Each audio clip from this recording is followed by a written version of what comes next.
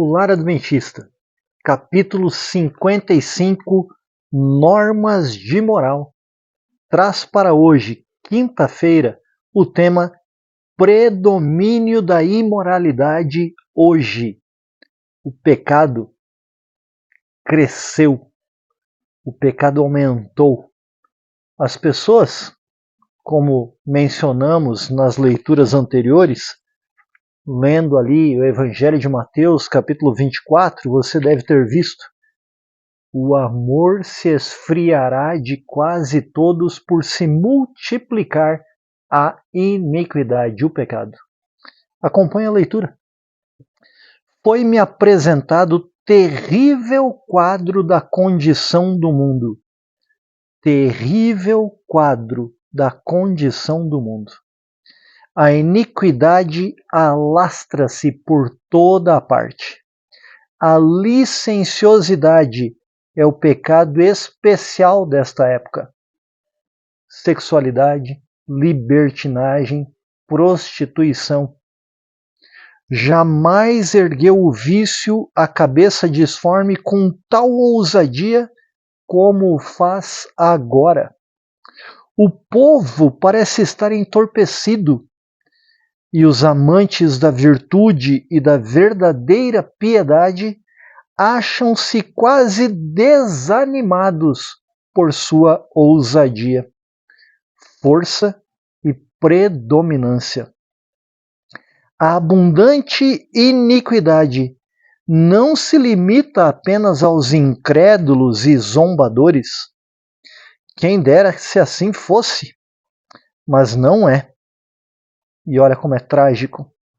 Muitos homens e mulheres que professam a religião de Cristo são culpados. Nada está tão ruim que não possa piorar. É bem verdade que desde a criação, após o pecado, o homem está decaindo cada vez mais, está em processo de degradação, não evolução. Estamos diminuindo a moral, os valores éticos, corrigindo a palavra. Estamos cada vez mais numa situação degradante. Homens e mulheres que professam a religião de Cristo são culpados. De quê? Licenciosidade. O pecado especial desta época. E o que é isso? Nós já temos conversado e visto na leitura do livro Lar Adventista. Prostituição, sexualidade, libertinagem. Pecado terrível que afasta o povo de Deus. Israel foi afastado de Deus. E, consequentemente, esses que professam ter a religião de Cristo também estão se afastando de Deus por causa do mesmo pecado do passado. Infelizmente, ontem nós mencionamos que a história se repete. E você tem alguma dúvida sobre isso? Continuando a leitura, mesmo alguns que professam estar esperando o seu aparecimento, a volta de Jesus, não estão mais preparados para esse acontecimento do que o próprio Satanás.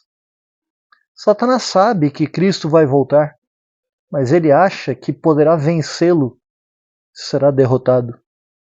Não se estão purificando de toda poluição. E claro que aqui não é a poluição causada por indústrias ou por gases, por veículos, não. É a poluição moral, princípios da palavra de Deus deixados de lado para satisfazer prazeres momentâneos. Não se estão purificando de toda a poluição. Têm por tanto tempo servido a sua concupiscência que lhes é natural pensar impuramente e ter corruptas imaginações. É tão impossível fazer com que sua mente demore nas coisas puras e santas, como seria desviar o curso do Niágara e fazer com que as suas águas jorrassem para cima. Você já deve ter ouvido falar das cataratas do Niágara. Até filmes, desenhos animados já mencionaram sobre essas cataratas. Impossível fazer as águas subirem, não é? Impossível. E da mesma maneira é fazer com que pessoas que estão arroladas neste pecado da licenciosidade, fazê-las pensar em algo e concentrarem, terem a sua atenção naquilo que é santo, puro e bom. Todo cristão, diz a autora do livro Lar Adventista, devia aprender a conter suas paixões e a deixar-se controlar pelo princípio. Nunca esqueça isso. Princípios são eternos. Hábitos, costumes podem mudar, mas princípios são eternos. A menos que faça isto, ser controlado por princípios, é indigno, se não fizer isso, né? É indigno do nome de cristão.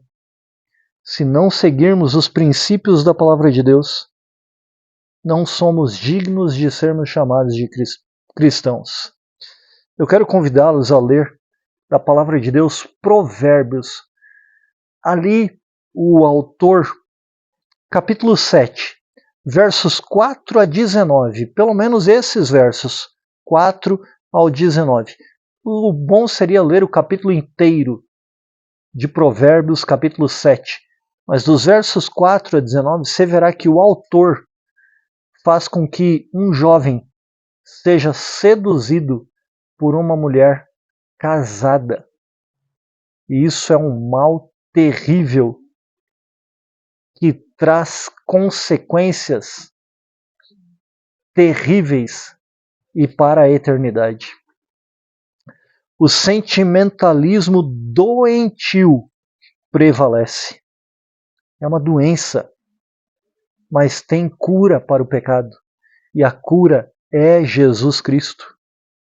Homens casados recebem a atenção de mulheres casadas ou solteiras. E as mulheres parecem enfeitiçadas e perdem a razão e o discernimento espiritual e o bom senso. Fazem precisamente o que a palavra de Deus condena. A palavra de Deus é muito clara. Deus deixou escrito pelo seu próprio dedo em tábuas de pedras: não adulterarás. E a palavra de Deus, ela é muito clara em relação a adultério, fornicação, enfim, esses atos de homens casados tendo atenção de mulheres casadas ou solteiras, e mulheres sendo enfeitiçadas, perdendo a razão e o discernimento espiritual e também o bom senso, fazendo o que a palavra de Deus condena. Justamente o que os testemunhos do Espírito de Deus desaprova. Não caia nesse erro. Se você está vivendo uma vida dupla nesse sentido, clame a Deus pelo perdão e afaste-se disso. Há uma história no Evangelho de João, no capítulo 8, de uma mulher que foi apanhada em flagrante adultério. Levaram-na para Jesus Cristo a fim de condenarem a mulher, mas também condenarem a Jesus Cristo. Mas o que Jesus fez? Ele fez com que todos fossem embora, sem condenar a mulher. Então ele não deixou ela ir embora assim, continuando a vida que levava. Ele olhou para ela e disse: eu não te condeno, mas vai e não peques mais, mude de vida. Deus tem esse poder e se seguirmos as suas orientações, nossa vida será transformada. Advertências e reprovações estão perante eles em linhas claras. A palavra de Deus é clara. E contudo, seguem o mesmo caminho que outros trilharam antes deles. Isso não precisa acontecer com você, com a sua família. É como se estivessem empenhados numa apaixonante partida de jogo. Esquecem tudo ao redor. Estão ali focados, concentrados em algo que não vai mudar a sua vida. Pelo menos não para melhor. Satanás leva-os a se arruinarem, a pôr em perigo a causa de Deus, a crucificarem de novo o Filho de Deus e a expô-lo a franco vexame. Que coisa terrível! Que dor causamos para Jesus Cristo, que tanto nos amou, que decidiu, num conselho com o Pai e com o Espírito Santo, vir a este mundo, assumir a forma humana, se tornar um de nós, para nos perdoar, para nos ensinar a ter uma vida de acordo com os princípios da Palavra de Deus. E para fazer aquilo que nós não poderíamos fazer por nós mesmos. Ele morreu sem pecado por você, por mim, pela sua família, pela minha família, por nós que temos pecados.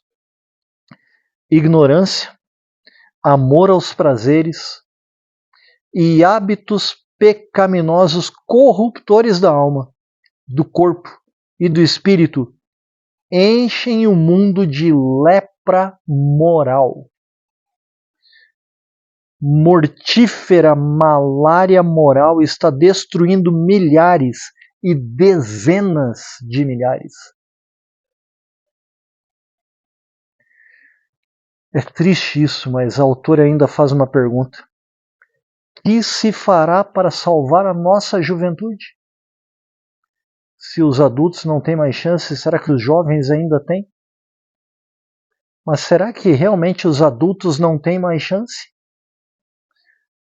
Posso, ou melhor dizendo, pouco podemos fazer. Só que não termina assim. A autora diz: mas Deus vive e reina, e Ele pode fazer muito. Percebeu? Deus ainda está sentado no seu trono. Ele é o Rei dos reis, o Senhor dos senhores. Ele pode fazer todas as coisas.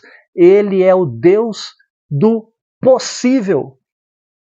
Muitos pensam que Ele é o Deus do impossível. É impossível para os homens.